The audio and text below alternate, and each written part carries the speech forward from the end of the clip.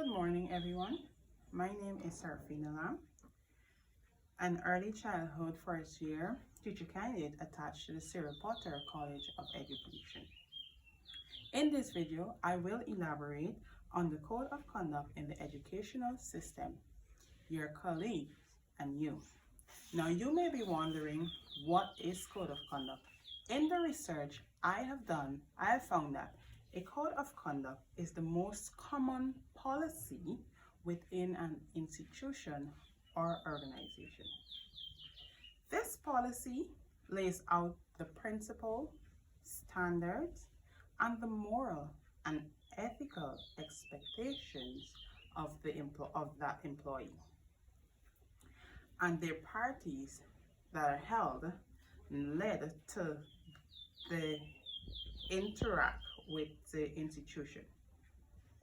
In other words, a code of conduct in practice can range from big picture ideals to specific rules. For example, a code of conduct can outline how employees should behave to reflect the institution and organization wide mission.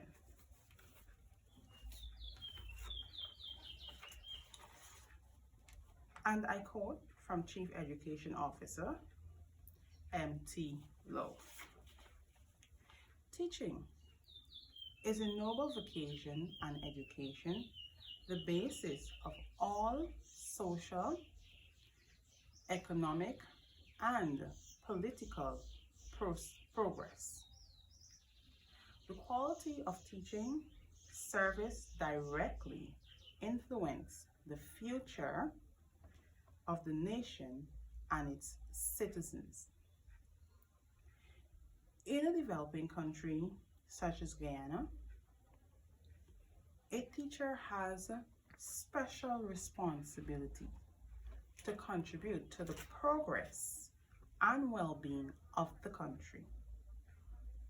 Therefore, he or she at all times strive to be exemplary in personal conduct and professional attitude.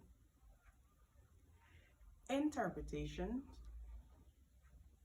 should be based on reasonableness.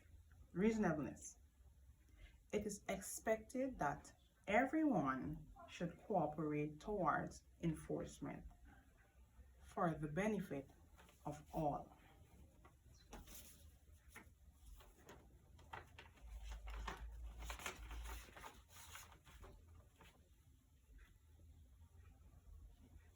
There are many examples of external practices a code of conduct may define.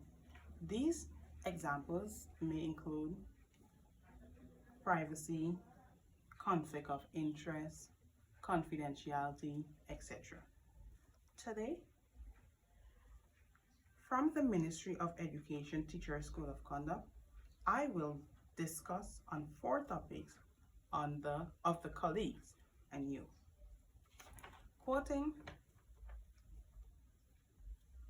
treat your colleagues with courtesy at all times, meaning we won't all agree all the time, but disagreement is no excuse to tolerate disrespectful behavior. We will all experience frustration from time to time, but we cannot allow frustration to take hold of our actions or behavior or become personal attacks. An environment where people feel uncomfortable or threatened is not a productive or creative one. Cliques and fractions among teachers, among members of staff will not be tolerated. In general, if someone asks you to stop something, then stop. When we disagree, try to understand why. Differences of opinion and disagreements are most likely unavoidable. What is important is that we resolve disagreements and differing views constructively. Treat your colleagues as professional equals regardless their status. In correcting a subordinate, do not make the intent known to others unless it is necessary. In other words, always conduct yourself professionally. Be kind to others. Do not insult or put down others. Harassment and exclusionary behavior are not acceptable in the teaching profession. Some of these limitations include threats of violence, insubordination,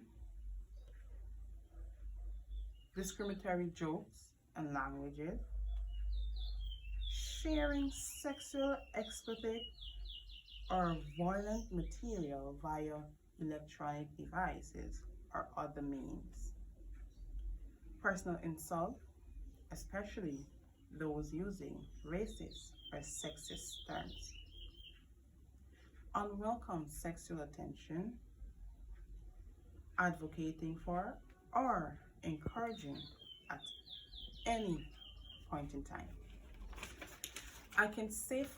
In conclusion, I can safely say, teachers,